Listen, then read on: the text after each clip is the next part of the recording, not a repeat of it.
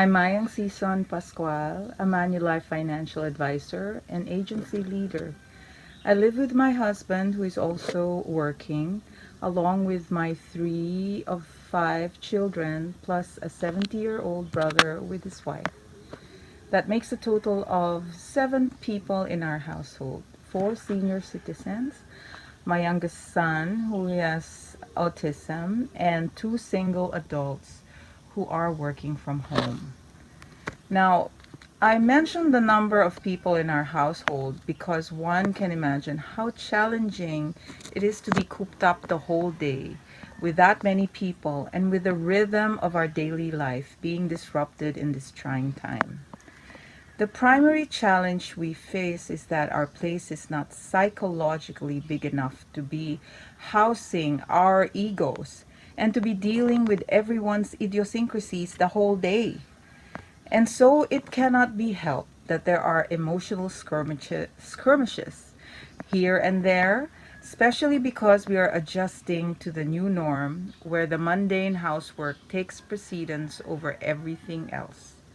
Our kasambahays are not around to help us cook and clean as they are with their own families. I thought I would have a lot of time for my home projects, but no. There is a lot of anxiety in our family because of not knowing if we will be able to overcome this episode in our lives unscathed from the coronavirus or even face a possible death in the family. And so we constantly check our cell phones, we glue our faces on the TV, and wanting to know the latest updates on the epidemic, we brace ourselves for the worst in the aftermath. Well, today is the 14th day since the quarantine was imposed, and I could see that some of our unmindful coping mechanisms are not working for us, like binging on Netflix or YouTube, online, chatting, some sleeping too much, others not sleeping enough, and the overall laziness in exercising at home.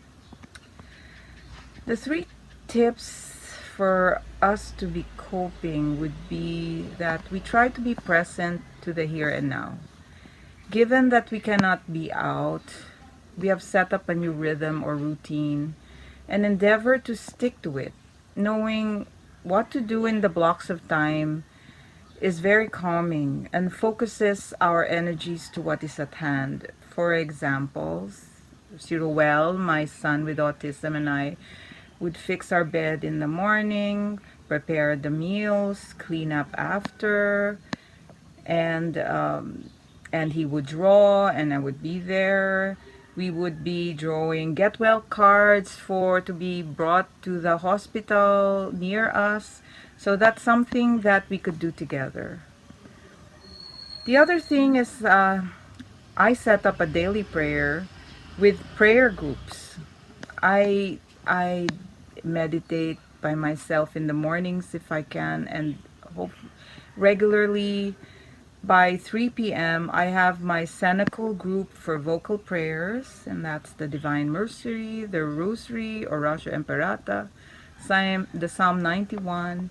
And at 7 p.m. I have my evening prayers with my WCCM Benedictine Oblates for Divine Office and meditation. And if time permits, I attend Mass via YouTube or EWTN. It's im- it's it's important to note that sometimes I don't get to do my exercise. I do my breathing exercises while meditating. So I hit two birds with one stone. It's a form of gentle exercise while deep listening to God in silence.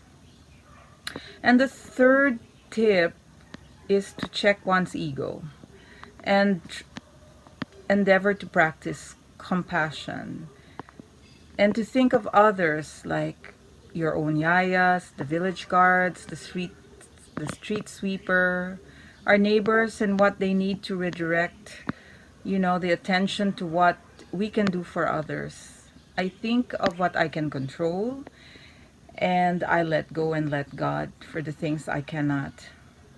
This is the best time to ramp up our trust in the Lord. So, to end with a positive note, there are many positive outcomes in this time of COVID-19.